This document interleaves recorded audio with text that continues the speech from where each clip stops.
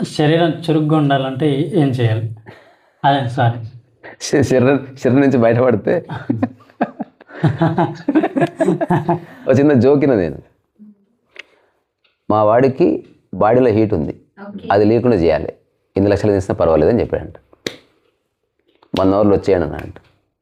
1 అవర్లో వచ్చాడు, చూసి చచ్చిపోయాడు. అది చచ్చిపోయాడు, నువ్వు హీట్ లేకుండా చేయమన్నావు, బతికేయమని చెప్పాలి. వాడిని విముక్తి చేసిన నేను, నువ్వు నాకు లక్షలు కాదు 1 కోటి రూపాయలు ఇవ్వాలి నువ్వు. సో శరీరం చురుగ్గా ఉండాలంటే రకరకాల కారణాల చేత శరీరం చురుగ్గా ఉంటుంది. అందులో ప్రిడామినెంట్గా మనకు దోహదం చేసేది ఆహారం మాత్రమే. శరీరం అంటే అన్నము, శ్రీకృష్ణుడు కూడా చెప్తాడు ఆ విషయం. ఇది అన్నరసం, అన్నముతో తయారైనది. ఇది రకరకాల పదార్థాల కలయికలో నీ కణజాలం వ్యాప్తి చెందుతుంది, పెరుగుతుంది, తగ్గుతుంది, ఏదో జరుగుతుంది. అందుకని ఆహారం అనే దాని పట్ల స్పష్టత వస్తే శరీరం 50% చురుకైపోతుంది. కట్ చేయ, మళ్ళీ మాట్లాడదు. ఏం చెప్పినా సో అంటే మైండ్ చురుగ్గా నెక్స్ట్ టాపిక్. ఎప్పుడు శరీరం చురుగ్గా ఉండాలంటే మొట్టమొదట రోల్ ప్లే చేసేది ఫుడ్డే. అందుకే మన భారతీయ సాంప్రదాయంలో సాత్విక ఆహారానికి చాలా గొప్ప ఇంపార్టెన్స్ ఇచ్చారు. శ్రీకృష్ణుడు చెప్పింది నీ శరీరమే అన్నమని చెప్పాడు ఆయన. చాలామంది గురువులు చెప్పారు, పుస్తకాలు ఇట్ ఈస్ రిటర్న్, అది కరెక్ట్ కూడా. ఈ శరీరం ఉండడానికి అన్నమే కారణం. ఈ శరీరానికి జ్ఞానం అక్కర్లేదు, అన్నము కావాలి. శరీరానికి బుద్ధి అక్కర్లేదు, దానికి నిద్ర కావాలి. శరీరానికి ఏం అక్కర్లే, అది ఆల్రెడీ సంపూర్ణ లిబరేషన్లోనే ఉంది. దాని ధర్మాన్ని అది పాటిస్తూనే ఉంది. సీజన్ ప్రకారం వర్షం వస్తుంది కదా, సీజన్ ప్రకారం ఎండ వస్తుంది, అట్లా మధ్యాహ్నం టైం ప్రకారం ఆకలి అవుతుంది, రాత్రి అవగానే నిద్ర వస్తుంది, తర్వాత మొత్తం బాత్రూమ్ తయారు చేసుకుంటుంది, టాయిలెట్కి వెళ్ళిపోమని చెప్తుంది, మైండ్ సహకరిస్తుంది. ఒకవేళ మైండ్ డిసప్పియర్ ఎందుకు అక్కడే పోషిస్తుంది అంతే. శరీరం మానుకోదు, ఇట్ విల్ కంటిన్యూ, దాని ధర్మాన్ని అది కొనసాగిస్తుంది. మన బట్టలు బాగుండాలంటే మైండ్ కొంచెం అప్రమత్తంగా ఉండాలి. అందుకని శరీరం చాలా చురుగ్గా ఉండాలి. చురుగ్గా అంటే ఓవర్గా చురుగ్గా ఉండడం కాదు, అలాగని సుస్తుగా ఉండడం కాదు. అది ఎలా స్పందించాలో అలా స్పందించాలి వయసు ప్రకారం అనుకున్నప్పుడు. ఎక్కువ కాలం యాక్టివ్ ఉండాలనుకున్నప్పుడు మెయిన్ ఆహారం, సాత్విక ఆహారం ఒక్కటే దానికి దోహదం చేస్తుంది. సాత్విక ఆహారం తిని నువ్వు ఏమి చేయని అవసరం లేదు. సాత్విక ఆహారం అంటే భూమికి దగ్గరగా ఉన్న ఆకుపచ్చ రంగులో ఉన్నటువంటి ఫుడ్ తిను, ఇంతే నువ్వు చేయవలసింది. రుచిని పక్కన పెట్టాలి. ఇంకా నేను ఆల్రెడీ ఈ మధ్య అంటున్నా కదా బిడ్డ మాటికి, ఇప్పుడు నా జీవితంలో అన్ని సెట్ చేసినా ఒక నా ఫుడ్ సైకిల్ ఒక్కటే నేను ఇంకా చేయలేదు అంతే. నేను తప్పకుండా very soon I will announce, జీవితకాలం ఇదే తింటాను నేను చెప్పే రోజు వస్తుంది, తప్పకుండా చెప్తా. అన్ని క్లియర్ అయినాయి.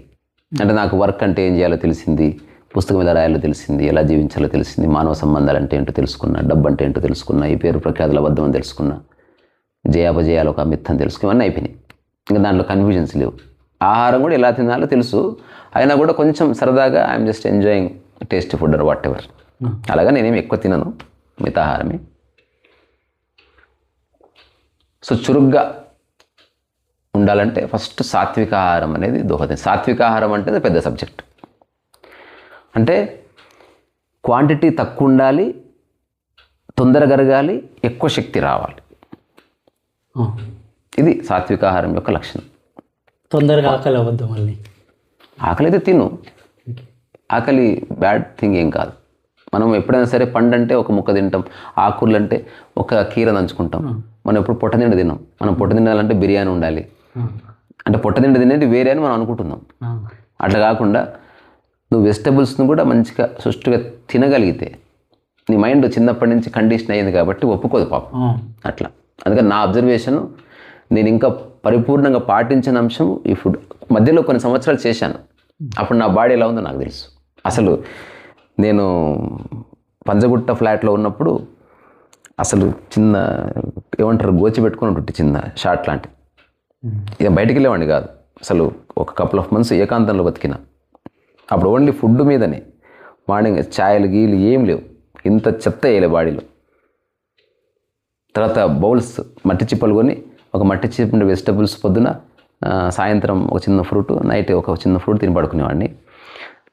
ఒక వ్యక్తి వచ్చాడు నా దగ్గరికి, ఆ వ్యక్తి వచ్చి నన్ను చూసి చెప్పిన మాట ఏంటంటే, అసలు బంగారు రంగులో మెరిసిపోతున్నావు తెలుసా అన్నాడు. నేను అన్నాను తెలుసు అన్న. అప్పుడు తీసిన అన్ని ఫోటోల్లో లైటింగ్ ఎలాగైనా ఉండని, ఇప్పటి కూడా మీరు చెక్ చేసుకోవచ్చు, అది still that light exist. So నేను కొంచెం కాంతివంతంగా కనిపిస్తాను. ఇది న్యాచురల్గా, అంటే అది కావాలని చేస్తున్నది కాదు, అది అందరిలోనూ ఉంటుంది అది. కానీ మనం ఈ చెత్త వేయడం వల్ల ఆ కాంతి పోతుంది. నున్నగా ఉండడం వేరు, కాంతివంతంగా ఉండడం వేరు. కాంతి అనేది సంథింగ్ డిఫరెంట్. రామకృష్ణ పరమహంస సంపూర్ణ సాహిత్యం అట్లాగే కంప్లీట్ వర్క్స్ ఆఫ్ వివేకానంద చదువుతున్నప్పుడు నాకు స్టేట్మెంట్ కనిపించింది. ఆ స్టేట్మెంట్ ఏమిట్రా అంటే, స్వామి నిరంజనానంద అని ఒక ఆయన ఉండేవాడు. ఆయన ఒక నది ఒడ్డున చివరి దశలో ఉన్నప్పుడు వివేకానంద వెళ్ళి కలుస్తాడు. అప్పుడు ఆయన సాత్వికాహారం తీసుకుంటున్నాడు, మౌనంగా ఉంటున్నాడు. ఇక శరీరం పడిపోయే స్థితి వచ్చింది. అప్పుడు వివేకానంద వెళ్ళి నమస్కరించి తన జర్నల్స్లో రాస్తాడే, ఉత్తరం కూడా రాస్తాడు. నిరంజనానంద గారు చూడ్డానికి శరీరపరంగా శుష్కించి ఉన్నప్పటికీ ఒక అద్భుతమైన కాంతిలో ద్వేదీప్యమానంగా వెలిగిపోతున్నాడు ఆయన అంటాడు అనమాట. సో కాంతి ఈజ్ డిఫరెంట్. అరవిందో మరణించిన తర్వాత 3 రోజులు ఒక గమ్మత్తైన కాంతి ప్రసరించిందని చెప్తారు. It's purest form of body అది.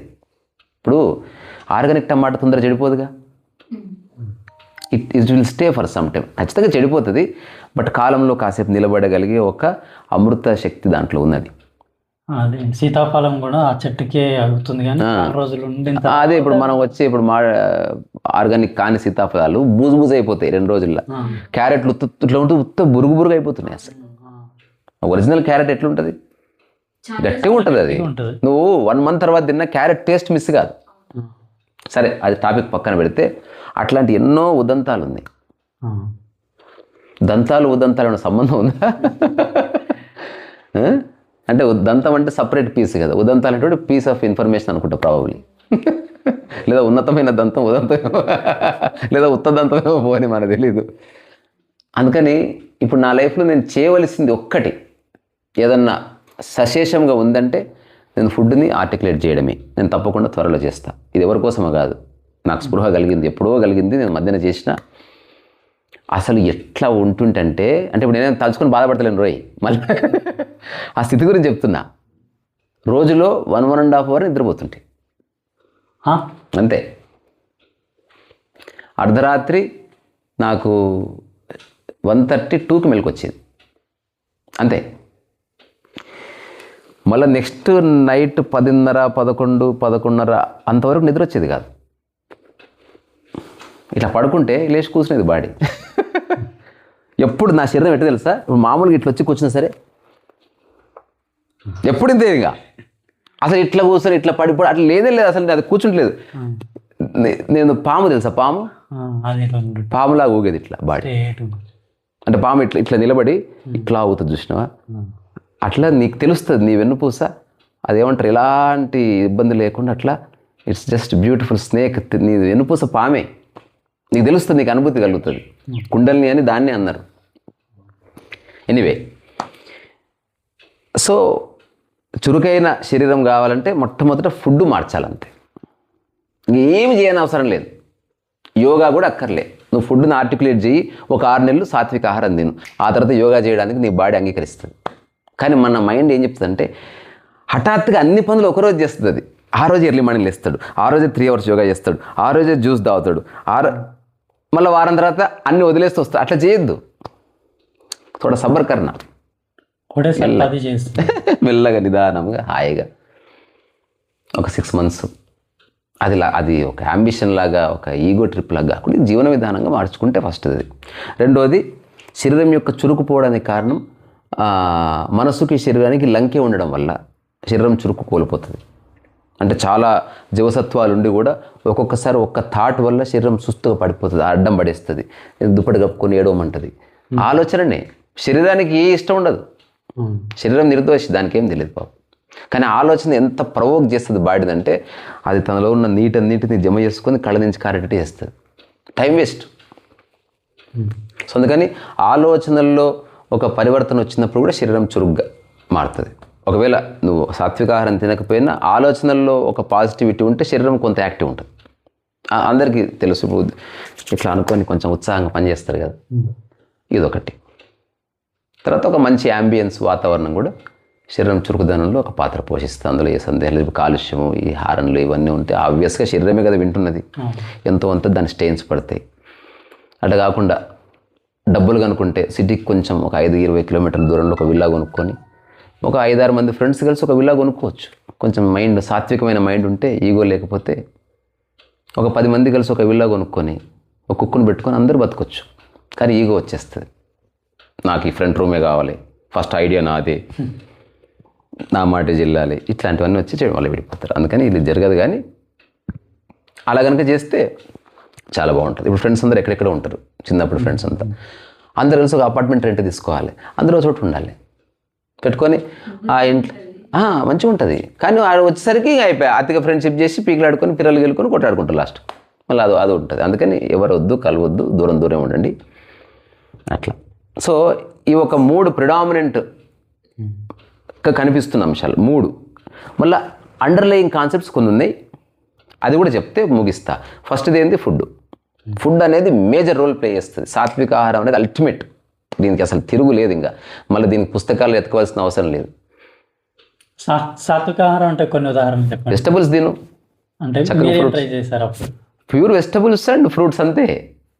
అంటే ఎన్ని తీసుకున్నారు కడుపు నిండా? ఆ వెజిటబుల్ కూడా అన్నీ, అంటే అందులో ఇంత మిరపకాయ ముక్క, ఇంత అల్లం ముక్క, కొంత పాలకూర, ఎక్కువ తినకూడదు. అందులో పాలకూర పచ్చి తినకూడదు. తర్వాత ఒక 2-3 క్యారెట్లు, ఒక బీట్రూట్ ఎక్కువ తినకూడదు. అది ఒక కరివేపాకు లీఫ్, కొంచెం ఇంత చిన్న చిగురు చిన్న పుదీనా తినొచ్చు, 10 ఆకులు ఏం కాదు. కొత్తిమీర ముద్ద తినొచ్చు, ఏం కాదు. ఇట్లా తినేటివి చాలా ఉన్నాయి, ఇది నీకు సరిపోతుంది. తర్వాత ఒక 2 టమాటాలు, పళ్ళు కలపకూడదు. Don't mix with fruits with vegetables, ఇది చిన్న కామన్ సెన్స్. ఫ్రూట్స్లో కూడా ఎక్కువ ఫ్రుక్టోజ్ ఉన్నవి తీసుకోకూడదు, ఫ్రుక్టోజ్ తక్కువ ఉన్నవి తీసుకోవాలి. Example, too much Apple don't eat. తర్వాత టూ మచ్ కర్బూజా తినకూడదు, అరటిపండు తినొచ్చు. అంటే కొన్ని వాళ్ళు అధ్యయనం చేస్తే ఏది ఎక్కువ తినాలి, ఏది తక్కువ తినాలి, ఏది జామకాయ తినొచ్చు. నువ్వు జామకాయని వెజిటబుల్స్ మిక్స్ చేసుకొని తినొచ్చు. అట్లా నీకు కొంత ఐడియా వస్తుంది. ఒక 1 మంత్లో నీకు క్లారిటీ వస్తుంది. ఇంటర్నెట్లో కొట్టినా నీకు తెలిసిపోతుంది. నేను దాన్ని చెప్పవసరం లేదు. చాలామంది గురువులు, సద్గురువులు వీళ్ళంతా మాట్లాడారు. సో మాట్లాడడం వేరు, మనం ఆచరిస్తూ చెప్పినప్పుడు. నేను చెప్పేది ఇంకా నేను ఇప్పుడు ఆచరించట్లేదు కాబట్టి నా మాటకి మీరు నమ్మవలసిన అవసరం లేదు. నేను మళ్ళీ ఏదో రోజు ఆచరించినప్పుడు నేను మళ్ళీ చెప్తా, తొందర ఏం లేదు. Be honest. ఇప్పుడు ఆచరించట్లేదు కాదు, ఇందులో కూడా మన ఫుడ్లో అది ఒక భాగం చేస్తున్నాం. ఇప్పుడు నేను నా బిడ్డ we're taking very good food. అంటే ఇప్పుడు పొద్దున్నే నట్స్, ఆ తర్వాత కొంచెం ఫ్రూట్, ఇదంతా తీసుకుంటాం. కానీ నేను చెప్పేది సమూల పరివర్తన వైపు నేనే అడిగేయడం లేదు. దానికి అలసత్వం కాదు, లేకపోతే ఏం కాదు. ఈ లైఫ్లో ఈ ఫేజ్లో నాకు ఇప్పుడే వద్దనిపిస్తుంది. చేసిన అయ్యో చెప్తున్నా కదా, అక్కడి నుంచే మాట్లాడు. అంటే ఏదైనా వర్తమానమే కదా. గతం ఎంత కీర్తి ఉన్నా ఇప్పుడు నువ్వు దరిద్రుని అయితే క్యాకరే. అందుకని ఎప్పటిదప్పుడే. అందుకని ఆ అనుభవం ఎక్కడికి పోదు. అన్నది నాకు రుచి ఏం లేదు. కావాలని సంకల్ప బలం చేత రుచి గురించి అన్వేషిస్తే కానీ నిజంగా నేను రుచిని పట్టించుకోను. నా ఒరిజినల్ క్వాలిటీ రుచిని పట్టించుకోను. అంటే ఇప్పుడు మనకి డాక్టర్ మంతెన గారు ప్రకృతి మంచిది చేస్తున్నారు. వాళ్ళేమో మంతెన గారేమో మొలకలు అంటారు. నేను అంటున్నది ఏదైనా ప్రకృతిపరమైన సాత్విక ఆహారం తీసుకో. వాళ్ళు చేసేది మంచి పని, చాలా మందికి ఆరోగ్యాన్ని ఇస్తున్నారు, వాళ్ళు గ్రేట్ సర్వీస్ చేస్తున్నారు. I'm not supporting their ashram, but I'm supporting their concept. మంచిది. చాలామంది సన్నగైన వాళ్ళు నాకు తెలుసు, వాళ్ళు మళ్ళీ బయటకు వస్తే కొనసాగించలేరు కాబట్టి, ఆ మానసిక దృఢత్వం ఉండదు కాబట్టి మళ్ళీ వెళతారు. సో అది కాదు మ్యాటర్. సో మొదటిది ఏంది, ఆహారం. రెండవది నిద్ర కాదు, ఎన్విరాన్మెంట్. మూడవది ఆలోచన విధానం. ఈ 3 చాలా, అంటే నీకు ఎవిడెంట్గా దోహదం చేస్తాయి. దానికి కింద కొన్ని ఉన్నాయి ఇంకా. అదేంది, నీకు డ్రెస్ మార్చాలి. శరీరం చురుగ్గా ఉండాలంటే జీన్స్ వేసుకోవద్దు.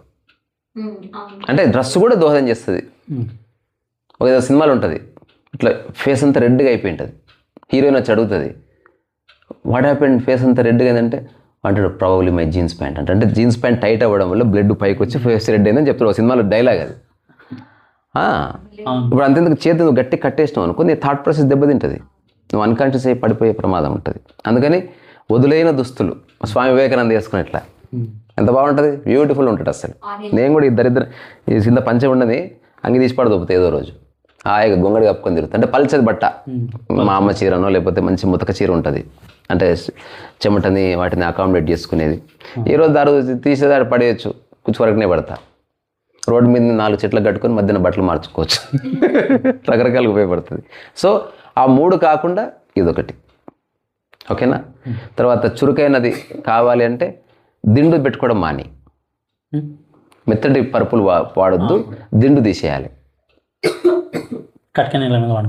నేను కటిక నీళ్ళ అని చెప్పలేదు, అంటే మెత్తటి పరుపు వద్దన్న. కటిక నీళ్ళ మీద పడుకుంటే నీ బాడీలో ఎలక్ట్రిసిటీ అనేది ఎస్టాబ్లిష్ అవుతుంది, అంత మంచిది కాదు. ఓకే. ఒక సన్న ఏదో ఒక చాప వేసుకొని దుప్పటి వేసుకో, లేదా మన బొంతలు ఉంటుంది చూసినావా, ఇంత మెత్తటి బొంత, అందులో పరుపు ఏముండదు, బట్ బాడీకి కొంచెం ఇబ్బంది లేకుండా అట్లా పడుకుంటే దిండు తీసేస్తే నీ వెన్నుపూస కానీ నీ బాడీలో జనరల్గా వచ్చే పెయిన్స్ ఉండవు. అదొకటి సాత్విక ఆహారంతో పాటు ఇది అండర్లయింగ్గా. తర్వాత ఆకలి అయితే తినడం, ఆకలి కాకపోతే తినకుండా ఉండడం ఒక ఫార్ములా. నిద్ర వచ్చిన వెంబడే పడుకోవడం అలవాటు చేసుకోవాలి. ఉద్యోగ ధర్మం ఉంది కాబట్టి కుదరదు. కానీ నేను చెప్తున్నా ఇది చేయొద్దు మీరు,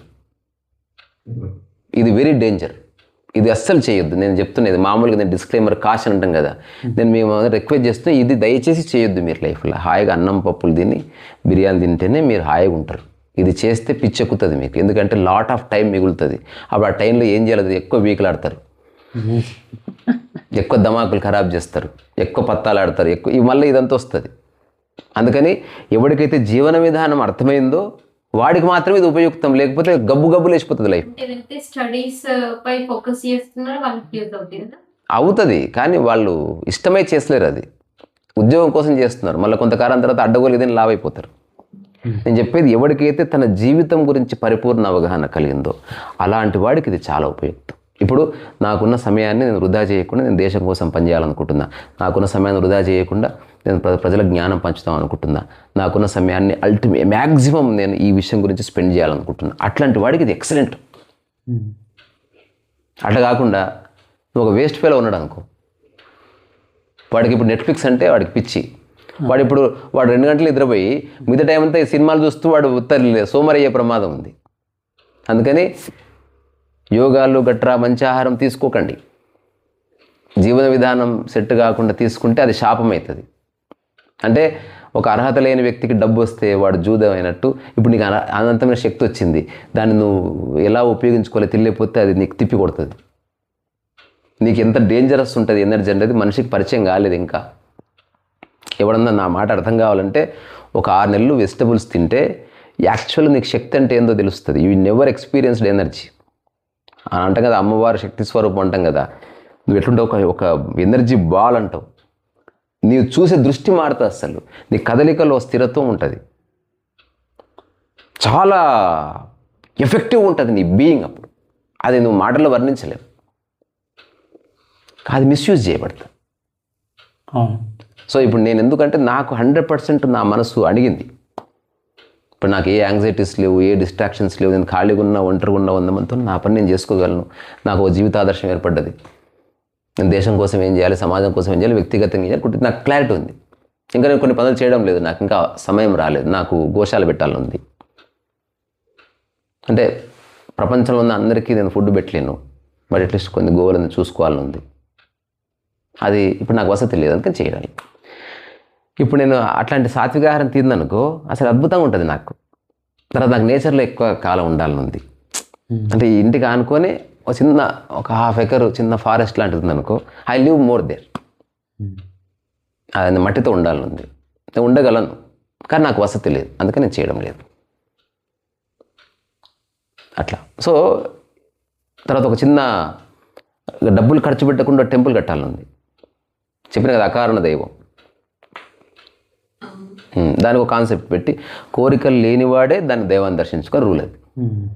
అది ఎవరు రారు ఆబ్వియస్గా, అందుకని ఖాళీ ఉంటుంది ఎప్పుడు. అప్పుడు కుక్కలు పిల్లు పావురాలు వస్తాయి అక్కడికి, వాడికి కోరికలు ఉండవు కాబట్టి దాని చుట్టూ మెల్లగా అడిగి ఫామ్ అవుతుంది అట్లా. సో ఏ కోరికలు లేనివాడు మాత్రమే దాన్ని నమస్కరించాలి లెక్క. తర్వాత ఓన్లీ అక్కడ వాటర్ బాడీ ఉంటుంది, వచ్చిన నీళ్ళు దాని మీదకి వెళ్ళి మరియాలి. అట్లా ఏదో చిన్న కాన్సెప్ట్ నాడు అంటే ప్రపంచంలో ఎన్నో దేవతామూర్తుల్ని రకరకాల కారణాలకి సృష్టించారు. నేను ఇక్కడ అలంపూర్ దేవాలయానికి వెళ్ళినప్పుడు నేను అసలు ఆ దేవాలయంలో ఒక విగ్రహం చూసి షాక్ తిన్నారా. పెళ్ళైన దంపతులకి ఆ దేవాలయం అంట. అంటే ఇప్పుడు అమ్మాయి సమక్షం ఉంది కాబట్టి చెప్పాలని చెప్పొద్దు నాకు తెలియదు, కానీ దాని కాన్సెప్ట్ చెప్తా.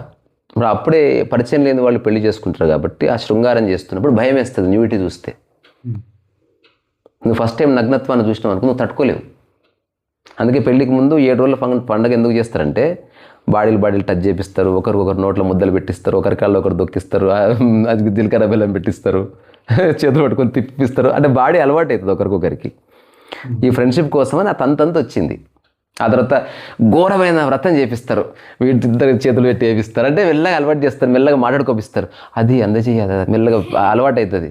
ఆ 6వ రోజుకి ఏమైందంటే ఇటు రావే కూర్చో, పూజారి పిలుస్తుంటే వస్తున్నాను ఉండండి, ఏంటి మీరు అనే చనువు వస్తుంది. అప్పుడు శోభన గదిలోకి పంపిస్తారు. అప్పుడు ఆల్రెడీ పరిచయం అయ్యారు కాబట్టి డైరెక్ట్ ముద్దు పెట్టుకున్నా ఏం ఫరక పడదు. అదే ఫస్ట్ డే అన్నవానికి ఎవడు పే నువ్వు పూర్తి పని రాలుతాయి. ఒకప్పటి గురించే చెప్తున్నా. అందుకే ఆ దేవాలయం ఇప్పటిది కాదు కదా, దాదాపు ఒక 800 years క్రితం కట్టిన దేవాలయం, ఈనాటిది కాదు అది.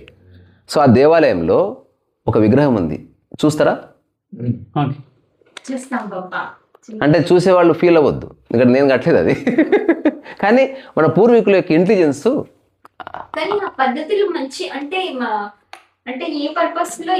మనసులో అజ్ఞానాన్ని భయాన్ని తీసేయాలి కదా. అందుకని దాన్ని నువ్వు మనసు చెప్తే వినడు కాబట్టి చెప్పడానికి జుగుప్సాకరంగా ఉంటుంది. నేను చూస్తాను. ఇప్పుడు ఏమర్థం చెప్పు.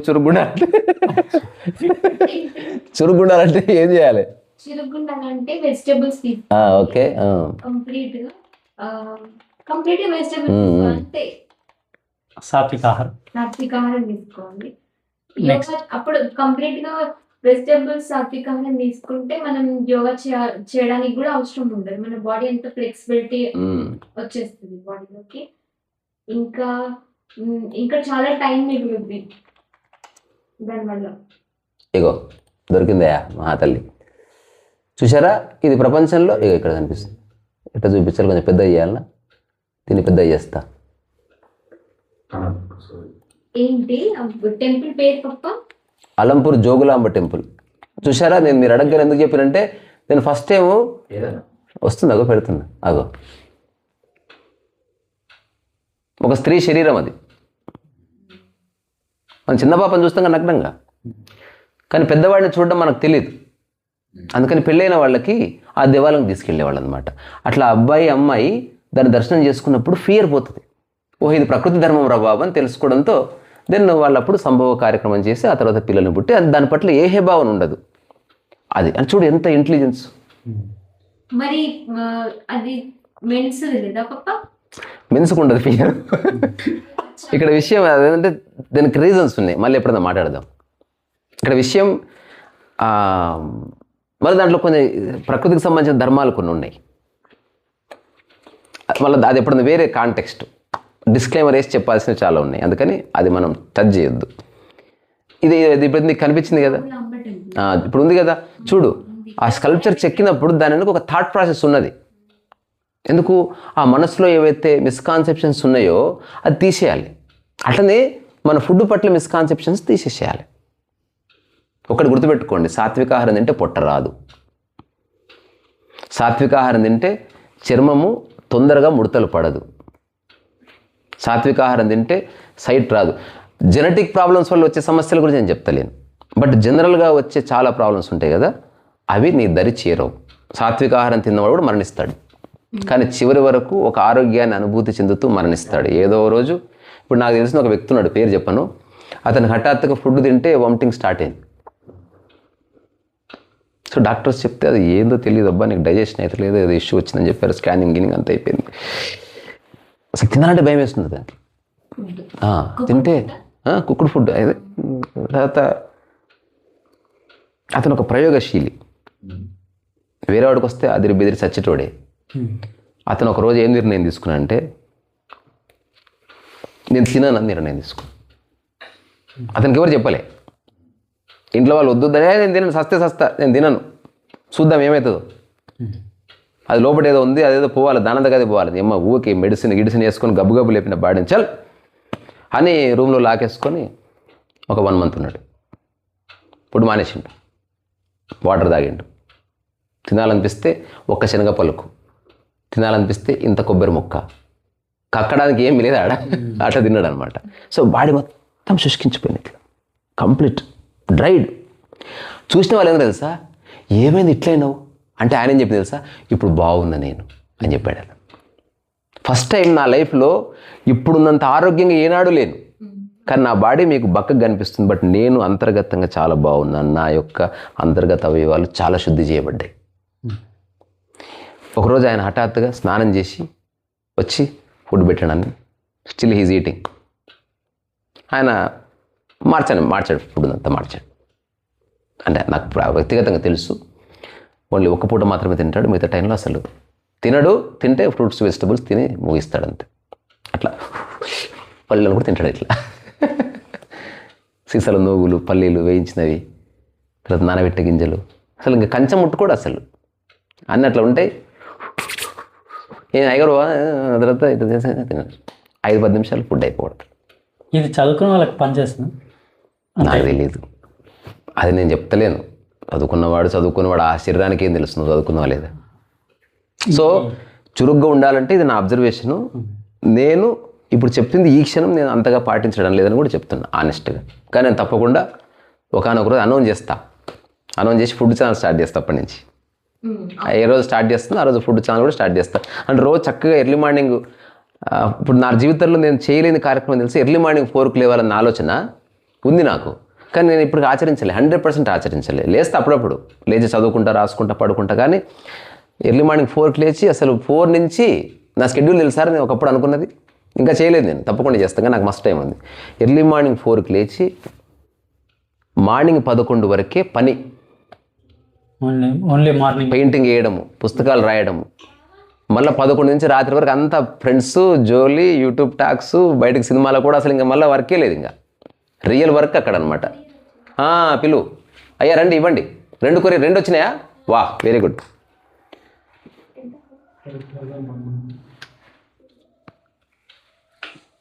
రెండు బిల్లు ఒకటేనా సార్? పాజ్ చేసుకోండి, దాంట్లో పాజ్ లేకపోతే జస్ట్ నో ప్రాబ్లం. ఒక్క నిమిషం మిస్ అవుతుంది, పాస్ చేసాను. ఇంట్లో పాస్ ఆప్షన్ లేదు. పర్వాలేదు. చురుగ్గా ఉండాలంటే మనసు క్లియర్గా ఉండాలి. ఒకవేళ నీకు ఆహారం సరిగ్గా దొరకలేదు, నీకు అనారోగ్యం వచ్చింది, డెత్ బెడ్ మీద ఉన్నావు, అయినా చురుగ్గా ఉండొచ్చు. Because you have an healthy mind. అల్టిమేట్గా నిర్ణయించేది థాట్ ప్రాసెస్. ఎందుకంటే ఏదో రోజు శరీరం రోగగ్రస్తం అవుతుంది, ఏదో రోజు డెత్ మీద పడతావు, డెత్ బెడ్ మీద, ఏదో రోజు శరీరం నువ్వు అనుకుంటూ స్పందించదు, ఏదో రోజు నీ అవయవం ఒకటి నీ మాట వినదు, ఫైన్. బట్ స్టిల్ నీకు జీవితం పట్ల ఒక సమగ్రమైన అవగాహన ఉండి సరైన థాట్ చేస్తే ఉన్నది. బుచ్చారెడ్డి గారి గురించి మనం పుస్తకం రాద్దాం అనుకున్నాం కదా, అందులో ఒక సందర్భం చెప్తే అయిపోతుంది. బుచ్చారెడ్డి గారు పెరాల్సి వచ్చిన తర్వాత నేను ఆయన్ని రకరకాల ప్రశ్నలు, ఎవరు అడగరటువంటి ప్రశ్నలు, మామూలుగా ఎవరైనా సార్ బాగున్నారా, హెల్త్ బాగుందా, మీరు ఎందుకు ఇట్లా అయిపోయింది సార్ అని, సార్ ఇట్లా చూసాడు, ఇట్లా అయిపోయిందా, బయలుదేరండి. నేను ఒక్కడే అసలు బుచ్చారెడ్డిలో శరీరం అట్లా ఉంది తప్ప అతనికి ఏ రోగం లేదని గుర్తించిన వాడిని. అది ఆయనకు తెలుసు. నేను చిన్న చిన్న సరదా ప్రశ్నలు అడిగేవాడు అనమాట. సార్ ఎలా ఉన్నారు, ఏం చెప్తారు చెప్పు. అంటే ఆయన బెడ్ మీద ఉన్నాడు, ఆయన కాలు చేయి పని చేయట్లే, మూతి కొంచెం వంకరుంది, ఎలా ఉన్నారు అని అడిగితే ఏం చెప్తావు ఒకవేళ నీ ఉంటే? మనం అయితే శరీరం సహకరించట్లేదు అది చెప్తారు కదా ఆబ్వియస్గా. ఏదో ఒక ఇబ్బంది. బుచ్చారెడ్డి చెప్పిన ఆన్సర్ ఏంటంటే అందంగా ఉన్నాను అని చెప్పాడు. నా జీవితంలో నేను మర్చిపోలేని జవాబు అది. తర్వాత సార్ కాళ్ళు చేయి పడిపోయింది కదా, మీకు ఏమనిపిస్తుంది అని అడిగాను ఒకసారి. దానికి ఆయన ఇచ్చిన జవాబు ఏంటంటే నాకు ఉపయోగించుకోవడం తెలుసు అన్నాడు. అట్లాంటి జవాబు ఇవ్వాలంటే మనసు క్లియర్గా ఉండాలబ్బా. అది నటించడం వల్ల రాదు. అది నేను ఏదో రోజు శరీరాన్ని వదిలేస్తా, కానీ ఫుల్ యాక్సెప్టెన్స్లో దీన్ని వదిలేస్తా తప్ప బాధపడుతూ గింజుకుని దాన్ని నిలబెట్టే ప్రయత్నం చేద్దాం. ఐఎమ్ నాట్ అగెనిస్ట్, ఇంక ఎలాగో చచ్చిపోతుంది చంపేంటారు దీన్ని, అట్లా కాదు. దీన్ని ఉంచుదాం, 150 years ఉంచే ప్రయత్నం చేస్తాను నేను, ట్రై చేస్తా, పర్వాలేదు ట్రై చేస్తా. ఏదో లారీకి వచ్చి కూర్తే మనం ఏం చేస్తాం, ధారాసింగ్ కూడా చచ్చిపోతాడు. చెప్తున్నా, బట్ విల్ స్టే, నేనైతే ఉంటా. శరీరం చురుగ్గుండాలంటే ఆహారం ఒకటి, తర్వాత మానసిక స్థితి ఒకటి, దాంతోపాటు వాతావరణం, ఈ 3 ఒక ప్రిడామినెంట్గా. రెండోది నువ్వు వేసుకునే బట్టలు నిర్ణయిస్తాయి కొన్నిసార్లు, నువ్వు పడుకునే పరుపు. ఎందుకంటే 8 hours పడుకునేది రాంగ్ ఉందనుకో, నీకు నెక్స్ట్ 8 hours దెబ్బతింటుంది. అట్లా ఈ శరీరం చురుగ్గా తర్వాత ఇంకొక అండర్లైన్ కాన్సెప్ట్ ఏంది, నేర్చుకోవడం మర్చిపోకు. నేర్చుకోవడం మర్చిపోవడం వల్ల కూడా డల్నెస్ వచ్చేస్తుంది. ఇవన్నీ కలిసి లైఫ్ ఉంది అట్లా. ఓకే బేటా, బాయ్.